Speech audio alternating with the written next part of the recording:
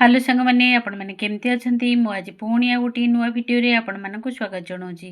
मु आज आपण मानक पई नै आसीची एप्रिल मासर चतुर्थ सप्ताहर अधिका बैठक रेजुलेसन टी ताले आसंतु भिडियो टी आरंभ करबा।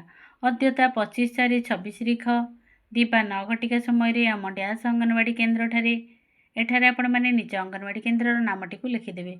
साप्ताहिक अधिका बैठकर आयोजन करागला।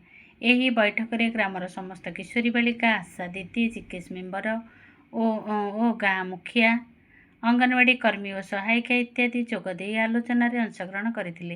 एही बैठक रे झरणा साहू सखी एवं ज्योतिलक्ष्मी साहू सहेली भाव में बैठक परिचालन रे कर्मी को सहयोग करथिले। आपण माने निज केन्द्र सखी एवं सहेली नामटी को एठारे लिखिदेवे।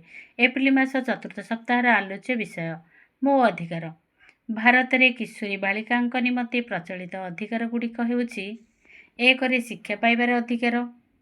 शिक्षा अधिकार आईन आरटीई अनुसार 6 ରୁ 14 वर्ष पर्यंत समस्त किशोरी को मागणा और बाध्यतामूलक शिक्षा सेवा जोगाई दि जाइछि। 2 रे हिंसारू रक्षा पाइबार अधिकार। भारतीय आईन अनुसार किशोरी बालिका मानक विभिन्न प्रकार हिंसा अपव्यवहार शोषण रक्षा पाइबा तथा बाल्य विवाह और महिला जन किंबा जन केन्द्रीय संबंधी अंगच्छेद ठारू सुरक्षा प्रदान करिबा। 3 रे यौन निर्यातनारू सुरक्षा प्रदान करिबा। भारतीय आईन अनुसार समस्त किशोरी बालिका मानकू विभिन्न प्रकार यौन निर्यातन ठारू सुरक्षा प्रदान करिबा एही अधिकार मूल लक्ष्य अटे। 4 रे हेला स्वास्थ्य और सावधानतार अधिकार। एही अधिकार अनुसार समस्त किशोरी बालिका मानकू सबु प्रकार स्वास्थ्य सुविधा पाइबार अधिकार रहिछि। 5 रे हेला समानतार अधिकार।